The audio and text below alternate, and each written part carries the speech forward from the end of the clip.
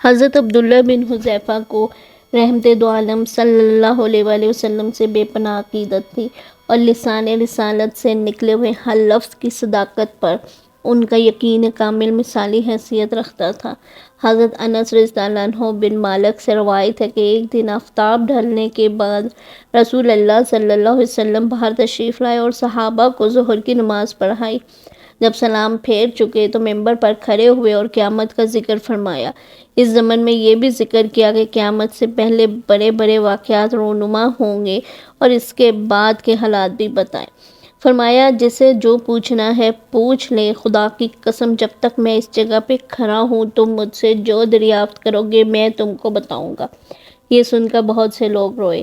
ادھر آپ صلی اللہ علیہ وسلم بار بار فرماتے پوچھو پوچھو۔ آخر عبداللہ بن حذیفہ کھڑے ہوئے اور پوچھا یا رسول اللہ میرے والد کون ہیں؟ فرمایا تیرا باپ حذیفہ ہے۔ جب اس کے بعد آپ صلی اللہ علیہ وسلم فرماتے ہیں کہ پوچھو پوچھو تو عمر رضی اللہ عنہ گھٹنوں کے بل بیٹھ گئے اور کہا ہم اللہ کو رب، اسلام کو دین اور آپ کو اللہ کا رسول مان چکے ہیں۔ ان کی یہ بات سن کے رسول اللہ صلی اللہ علیہ وسلم خاموش ہو گئے، پھر فرمایا خبردار اس ذات کی قسم جس کے قبضے میں محمد صلی اللہ علیہ وسلم کی جان ہے، ابھی ابھی دیوار کی طرف جنت اور دوزخ مثالی طور پر میرے سامنے پیش کی گئی تھی۔ میں نے برائی اور بھلائی کا ایسا منظر جیسا آج دیکھا کبھی نہیں دیکھا۔ ابن شہاب رحمۃ اللہ اپنی اسناد سے اس واقعے میں یہ اضافہ کرتے ہیں کہ عبداللہ بن حذیفہ کی والدہ نے عبداللہ سے کہا کہ تجھ جیسی نالائق اولاد میں نے نہیں دیکھی۔ تیرے پاس اس بات کی کیا ضمانت تھی کہ تیری ماں زمانہ جاہلیت کی عورتوں کی طرح کوئی کبھی حرکت نہیں کی ہوگی؟ اگر کہیں ایسا ہوا ہوتا تو آج تو نے سب لوگوں کے سامنے اپنی ماں کو رسوا کر دیا ہوتا۔ حضرت عبداللہ رضی اللہ عنہ بن حذیفہ نے کہا خدا کی قسم اگر آپ صلی اللہ علیہ وسلم مجھے کسی حبشی غلام کی بھی اولاد قرار دے دیتے تو میں اپنے آپ کو اسی کی اولاد سمجھ لیتا۔ بعض شائعین حدیث لکھتے ہیں کہ اس واقعے کا پس منظر یہ تھا کہ حضور صلی اللہ علیہ وسلم نے لوگوں کو غیر متعلق سوالات پوچھنے کی ممانعت فرمائی تھی۔ اس پر بھی بعض طبع سوال سے باز نہیں آئے تو آپ صلی اللہ علیہ وسلم کو جلال آ گیا اور اسی حالت جلال میں آپ نے ممبر پہ کھڑے ہو کے اعلان فرما دیا کہ اچھا اب جسے پوچھنا ہو پوچھ ہی لے۔ حضرت عبداللہ بن حذیفہ نے اپنے باپ کے بارے میں جو سوال کیا تھا اس کی وجہ یہ تھی کہ بعض لوگ ان کے نسب میں تہمت لگاتے تھے۔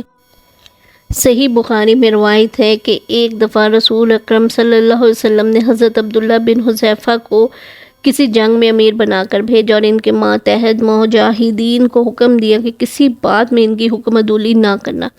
حضرت عبداللہ کسی بات پہ اپنے رفقا سے ناراض ہو گئے اور انہیں لکڑیاں جمع کر کے آگ جلانے کا حکم دیا۔ انہوں نے حکم کی تعمیل کی تو بولے کیا رسول اللہ صلی اللہ علیہ وسلم تمہیں میری اطاعت کا حکم نہیں دیا؟ انہوں نے جواب دیا بے شک دیا ہے۔ حضرت عبداللہ نے کہا تو پھر میں باحیثیت امیر کے حکم دیتا ہوں کہ اس آگ میں کود پڑو۔ پہلے تو سب لوگ اس پہ تیار ہو گئے لیکن پھر کچھ سوچ کے ایک دوسرے کی طرف دیکھنے لگے۔ بعض نے کہا امیر کی اطاعت ہم پر لازم ہے اور بعض نے کہا ہم آگ ہی سے بچنے کے لیے اسلام لائے ہیں اس لیے آگ میں کیوں داخل ہوں۔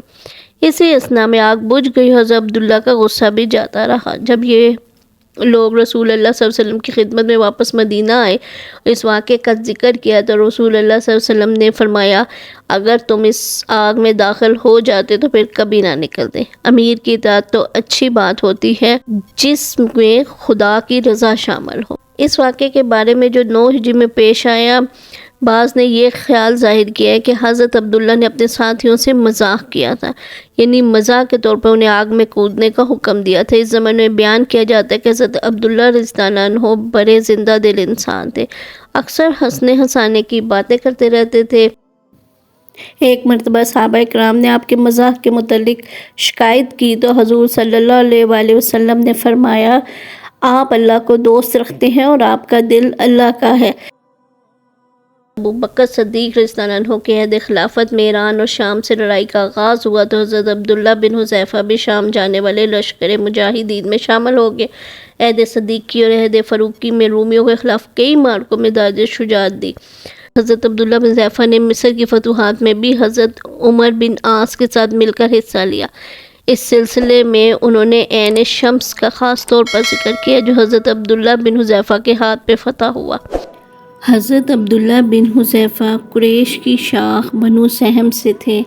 آپ کا نسب نامہ یہ ہے: عبداللہ رضی اللہ عنہ بن حذیفہ بن قیس بن عدی بن سعد بن سہم بن عمر بن حسیس بن کعب بن لوی۔ حضرت عبداللہ رضی اللہ عنہ نے حضرت عثمان رضی اللہ عنہ کے عہد خلافت میں مصر ہی میں وفات پائی اور یہیں پہ آپ کو دفن کر دیا گیا۔